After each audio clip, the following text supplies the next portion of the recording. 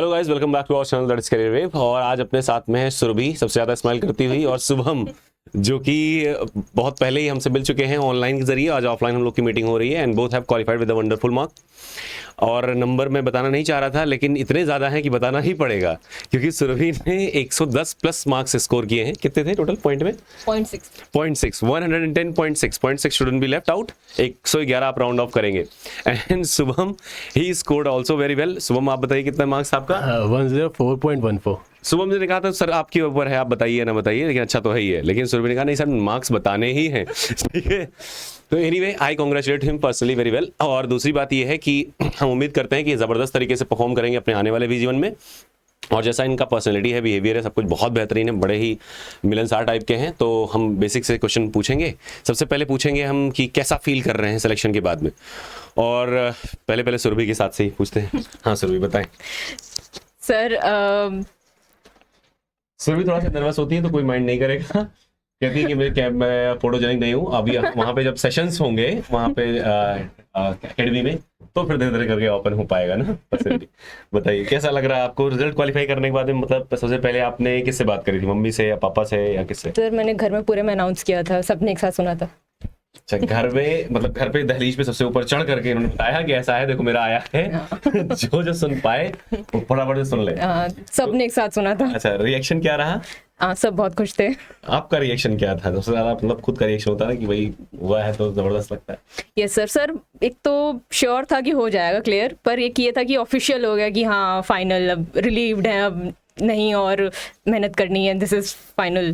तो it was very आखिरी तक थोड़ा सा रहता है ना कि मान लो कहीं कोई दिक्कत है, मेडिकल है, डीवी है, कुछ भी कहीं कोई इशू ना हो गई हो। नंबर्स तो बढ़िया रहते भी हैं, लेकिन तब भी एक डाउट तो रहता ही है। लेकिन फिर भी हो जाने के बाद एक सुकून मिलता है। तो मम्मी पापा में सबका रिएक्शन क्या था? सर सब खुश थे सर, एवरीवन वाज, मतलब मॉम डैड तो पहले से ही थे कि हाँ इसका तो हो ही जाएगा। उन लोग उतने वो नहीं थे। भाई बहनों का था, उनको लगा कि रिजल्ट नहीं आया, उनको लगा सैलरी आ गई है, देयर लाइक कि हाँ हाँ कुछ दो हमें खाने को, दो ये मंगवा दो वो मंगवा दो। तो या इट वाज गुड। अच्छा, दूसरी चीज ये रहती है ना कि जैसे आपका क्या प्लान है इसके बाद में? जैसे अभी 2 महीने 1.5 महीने का लगभग गैप मिलेगा, तो इसे होता है ना कि घूमने जाएंगे सर, या मॉम डैड के साथ में, कुछ भी ऐसा कुछ प्लान बनाया है? ये सर अभी मतलब प्लान तो हो रहा है उधर जाने का, धर्मशाला साइड। नहीं, जरूर जाइएगा, क्योंकि जब आपकी ज्वाइनिंग हो जाएगी ट्रेनिंग की, उसके बाद शायद इतना समय मिल नहीं पाता लंबा। 1 या 2 दिन का मिलेगा भी बीच में, तो मजा नहीं आएगा। अभी आप अगर घूम टहल लेंगे तो बढ़िया रहेगा। अपने फैमिली में आपके कितने लोग हैं? सर हम 5 लोग हैं, हम 3 भाई बहन और मॉम डैड। और सीक्वेंस में आप किधर हैं ऑर्डर में? मैं सबसे बड़ी हूँ। सबसे बड़ी। अब तो यानी कि ये है कि घर का खाता सबसे जबरदस्त खुला है।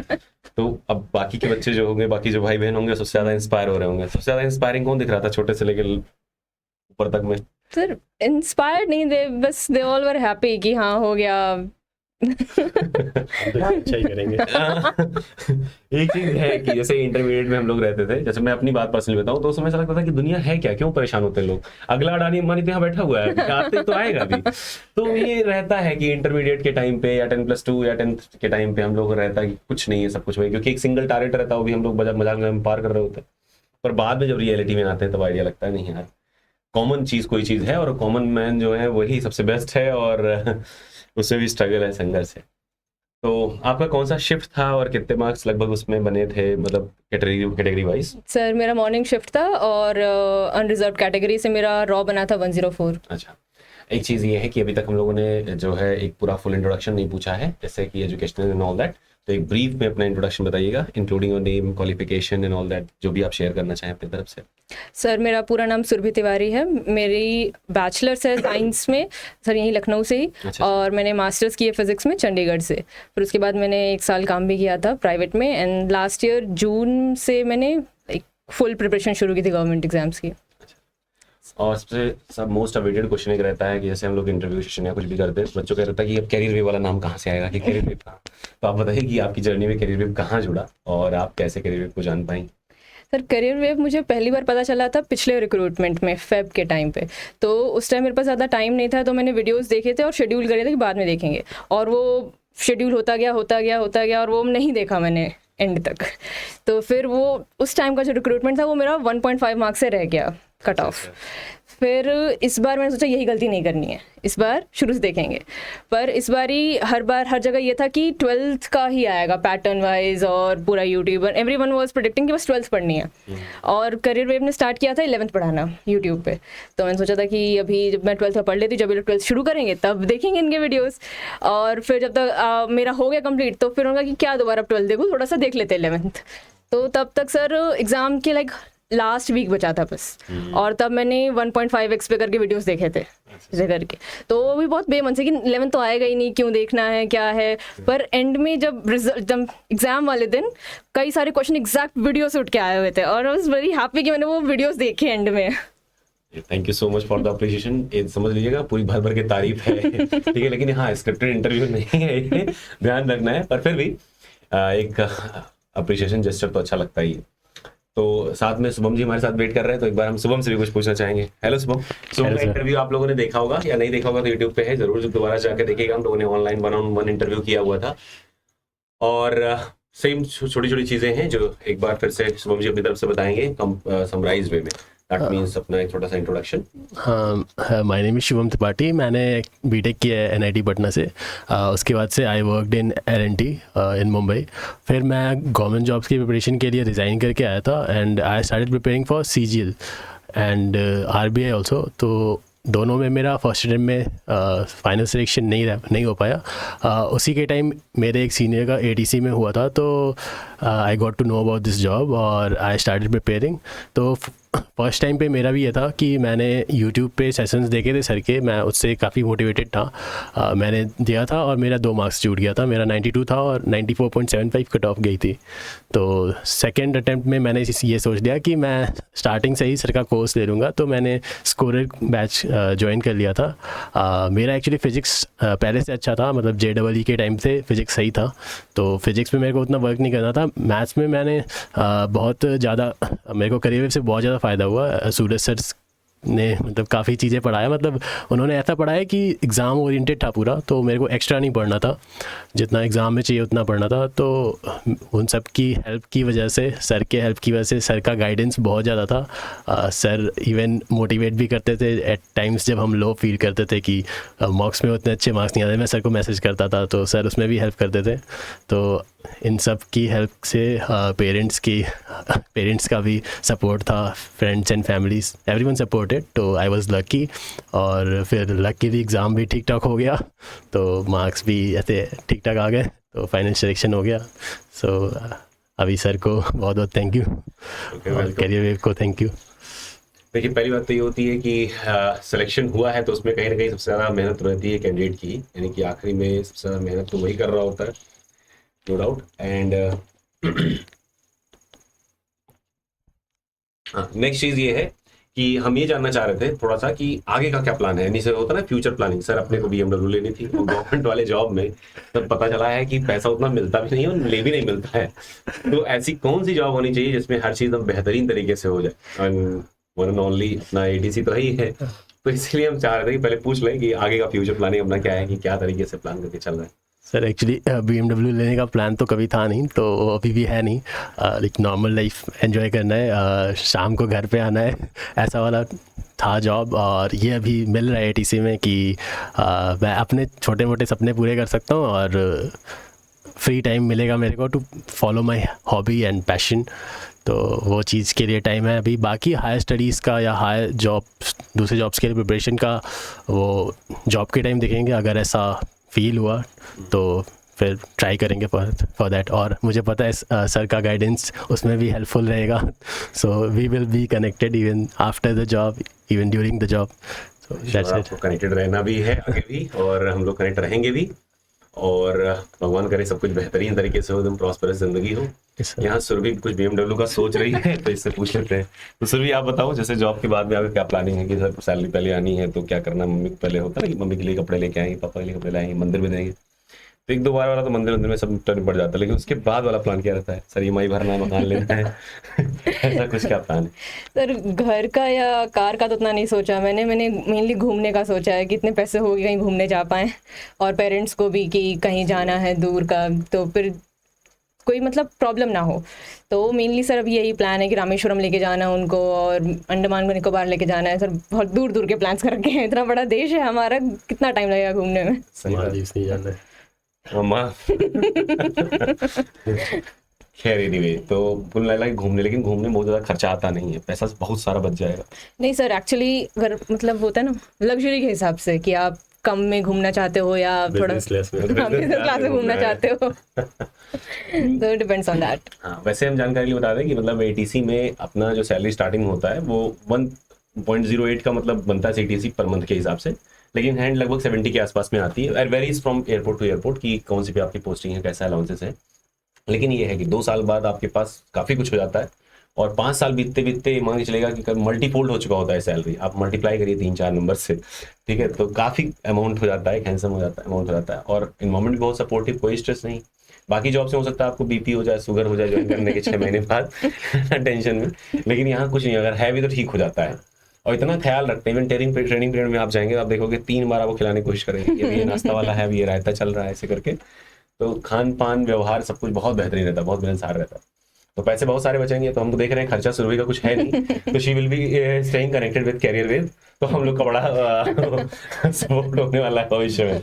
जस्ट जोक्स अपार्ट, नहीं तो कह रहे हैं देखो सर उनसे भी मांग रहे हैं सुरभि से भी।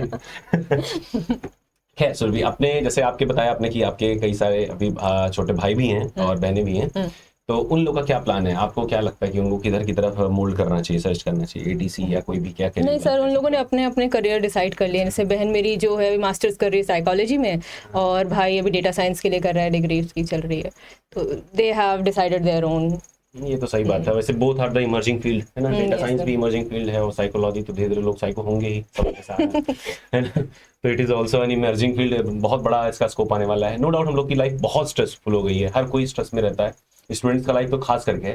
तो ऐसे में एक अच्छा साइकोलॉजिस्ट भी होना बहुत ज़रूरी है। हम लोग भले सोचते हो कि भाई हमारा दिमाग लोग पागल कहेंगे, लेकिन fact in the sense last end of the day ये है कि आप किसी भी अगर एक अच्छे से साइकोलॉजिस्ट से विजिट करिए तो वो उसकी 2-4 लाइनें जो रहेंगी ना, इतने एक्सपीरियंस में स्टडी से रहती हैं कि मतलब काफ़ी कुछ आपको आसान कर देंगी ज़िंदगी की राह, आपकी मतलब काफ़ी कुछ स्ट्रेस गायब कर देंगी, सिंपल चीज़ें गायब कर देती है।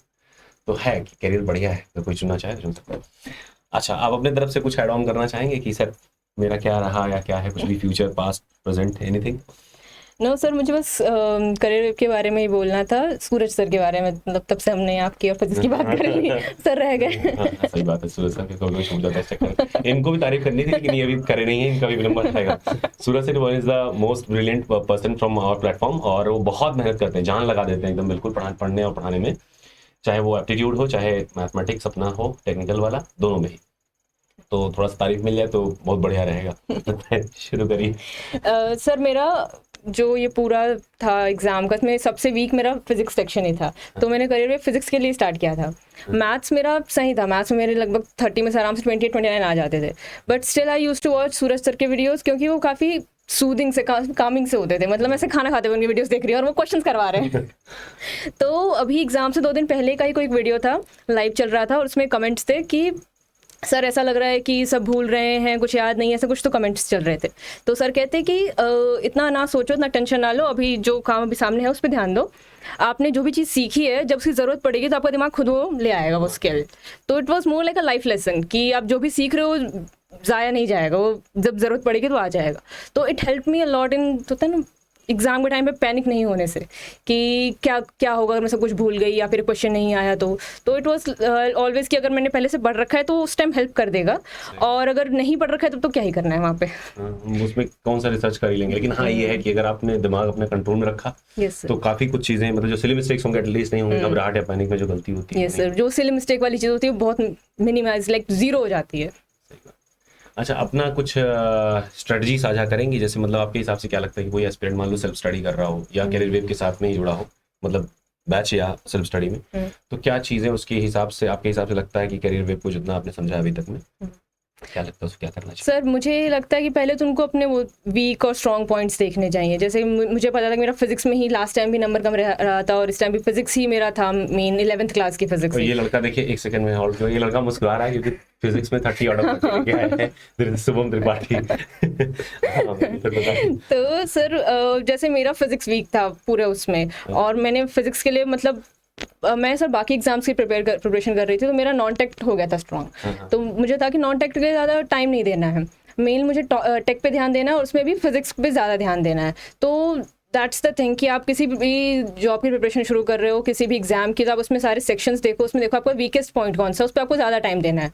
बट इट डजंट मीन जो आपके स्ट्रॉन्ग पॉइंट तो आप उसको एकदम नेग्लेक्ट कर दो, आपको उस पर भी काम करते रहना है ताकि वो सब कुछ साथ बन के साथ चलता रहे। जो वीक है उस पर ज़्यादा टाइम दीजिए, जो थोड़ा स्ट्रॉन्ग है उस पर थोड़ा सा कम। तो that's what I did this time. Practice का क्या रोल रहा, जैसे प्रैक्टिस तो हाँ सर, प्रैक्टिस तो वो है सर, लास्ट के 10 दिन तो मैंने मॉक्स लाइक दिन के 2-2 मॉक्स दिए हैं, 2-2 घंटे का मॉक होता है और मैं दिन के 2-2 मॉक्स दे रही थी, तो मॉक्स हेल्प अ लॉट सर। थोड़ा सा मतलब प्रैक्टिस जरूरी है, क्योंकि अपने पास में क्वेश्चन बहुत सारे आते हैं, तो प्रैक्टिस करना मतलब समझिए बहुत ज़्यादा बेनिफिशियल रहता है। इसके अलावा क्या लगता है आपको, टाइम मैनेजमेंट और स्ट्रेस मैनेजमेंट, और कभी कभी होता है ना कि वैकेंसी डिले होती है, कभी रिजल्ट डिले होती है, इस बार भी रिजल्ट 1 महीना हम लोग वेट करते रहे, डेस्परेट हो गए बिल्कुल, तो ऐसे टाइम पे कैसे अपने आप को हैंडल करना होता है मेंटली इमोशनली? सर एग्ज़ाम के टाइम पे जो स्ट्रेस मैनेजमेंट होता है वो तो सर आप प्रैक्टिस से ही वो कर सकते हो कि आपने पहले सारे मॉक्स दिए हैं, आपको पता है कि 2 ही घंटा है, 120 क्वेश्चंस हैं, how you have to handle it, ये आपको उससे आ जाता है। अब ये जो रिजल्ट वाला डिले वाला था सर, इसमें तो हम कुछ कर ही नहीं सकते थे, ये पूरा मतलब हमारे ही कंट्रोल में था कि हम अपने माइंड को कितना शांत रखे हुए हैं। तो sir it's just like life, हम कुछ कर नहीं सकते हैं, we have to be prepared for everything. नहीं, फैक्ट है, लेकिन तब भी जो चीज़ें होता है ना कि एक इम्पेशेंस, थोड़ा सा इम्पेशेंट हो जाता है मन, तो ऐसे में कहीं ना कहीं थोड़ा सा ऐसा लगता है कि कोई कुछ बता देता है कि कैसे क्या हो रहा है, क्यों नहीं आ रहा है। और इस चक्कर में हम लोग कुछ भी गलत न्यूज़ भी बिलीव कर लेते हैं कि रिक्रूटमेंट कैंसिल हो गई, कुछ लोगों ने ये भी बोल दिया और उन लोगों ने मान भी लिया कि कैसे कैंसिल हो गई। हाँ अच्छा, और मैं ग्रुप में से देखता था कभी शाम में टाइम में, और मोस्टली मैं इग्नोर करता था कि भाई देखो इस पर कुछ कहना नहीं चाहिए, हर कोई इम्पेशेंट है, हर की लाइफ है और परेशान है, और उसका कारण मैं भी हूँ, मैंने बता भी रखा था कि भाई 7 को आना था, तो एक्सपेक्टेड था उस टाइम पे, और कुछ कारण थे उसमें, हालांकि जेन्युइन रीजन भी है और 1-2 मतलब अननोन रीजन भी रहे, तो उसकी वजह से क्या वो डिले हुआ। अब डिले हो रहा है तो हर बच्चा इम्पेशेंट हो रहा है, तो हम लोग नोटिस कर रहे थे उसको, लेकिन हाँ कुछ लोग होता है कि बहुत बढ़िया से कामली हैंडल कर लेते हैं, और कुछ लोग होते हैं परेशान हो जाते हैं, अदर नेम लेकर के आते हैं। एंड फिलहाल में अपने जो लंका में आग थी वो रावण ने लगाई थी, यहाँ पे हनुमान जी नहीं थे, यहाँ एक रावण, एक कुंभकर्ण और एक विभीषण, इस नाम से बच्चे थे, तो वही लोग जाते थे। आखिरी में क्या हुआ था कि हम लोग को एक्शन लेना पड़ा था, वी रिमूव्ड देम ऑल, और बाद में पता चला कि जितने भी अपने क्वालिफाइड बच्चे थे वो सारे के सारे एकदम कामली उसमें थे, और बहुत बेहतरीन से उनका टाइम भी बिता लिए थे वो, और फिलहाल अपने साथ में जुड़ भी रहे धीरे धीरे करके। तो that was all from my side. लेकिन हाँ, अभी शुभम सर के साइड से हमने सुना नहीं, सूरज सर वाला पार्ट भी सुनना है। सूरज सर को स्पेशली मैं थैंक्स बोलना चाहता हूँ, आज मिल नहीं पाया अपन, लेकिन नेक्स्ट टाइम ज़रूर मिलेंगे। सूरज सर ने मेरा फिज़िक्स स्ट्रॉन्ग था, मैथ्स थोड़ा स्ट्रॉन्ग नहीं था, तो मैथ्स में मेरा बहुत हेल्प हुआ। एक्चुअली इतना टाइम नहीं था हमें कि हम डिटेल्ड पढ़ सकें, लाइक जेई टाइप प्रिपरेशन कर सकें, तो सूरज सर का जो प्रिपरेशन स्ट्रैटेजी था, उन्होंने एडीसी के पेपर को खुद से इतने अच्छे से समझा था कि ही new what needs to be taught, और वो वही चीज़ पढ़ाते थे, उतना ही पढ़ाते थे, तो मैंने उतना ही पढ़ा, उनको फॉलो किया, ब्लाइंडली फॉलो किया मैंने, एंड इट शोड रिजल्ट्स। मतलब मैथ्स में भी मेरे 30 में आउट 26 रहे, तो it was a good score. मतलब ओवरऑल टेक की वजह से ही मैं पार कर पाया ये बैटल, तो it was thanks to him, और करियर का ये ओवरऑल बहुत हेल्प रहा, so that's what I want to say. Thank you sir. Thank you all for joining the session. हाँ, एक चीज़ और मैं बता दूं आपको कि इन द एंड मेहनत अपने आप को करनी होती है, क्रेडिट तो मैं लेके जाता ही हूँ आखिरी में, लेकिन ये है कि सबसे बड़ी मेहनत जो होगी वो आपकी ही रहेगी, आप मेहनत करोगे कहीं से भी करोगे, लेकिन हाँ मेहनत तो करनी ही पड़ती है इन द एंड, और आप जितना ज़्यादा मेहनत करते रहोगे उतना धीरे धीरे करके हम्बलनेस आ जाती है, कैरेक्टर और ज़्यादा ज़मीन से जुड़ता जाता है, और आप पाओगे कि जितने भी अच्छे हाई स्कोर बच्चे रहेंगे उनके अंदर आप देखोगे बहुत शालीन रहेंगे। और कुछ ऐसे भी चांसेस होते हैं कि आपका लक फैक्टर भी काम करता है, तो उसको भी ध्यान में रखना है कि मेहनत तो ही है, साथ में चीज़ें भी अच्छी रहें, उसके लिए थोड़ा बहुत अच्छे काम हम करते रहना चाहिए, थोड़ा बहुत भला एक दूसरे का कर दे अगर हो सके। और इन द लास्ट वैसे शुभम कुछ और ऐड ऑन करना चाहेंगे, या फिर एड ऑन कुछ ऐसे नहीं है, मतलब ये है कि जो लोग भी प्रिपेयर कर रहे हो अभी इसके लिए, या किसी भी गवर्नमेंट एग्ज़ाम के लिए, या कोई भी ऐसे प्रिपरेशन कर रहे हो आप, तो आप करते रहो। मतलब जो बहुत से डिप्रेसिंग थॉट्स या ऐसे लगेगा कि we can not clear, we can not do it, तो मुझे लगता है कि जो भी देख रहा है अभी, या जो भी ऐसे सीरियस है, वो सब कुछ क्लियर कर सकता है। तो keep working hard, you all will succeed. That's what I want to say.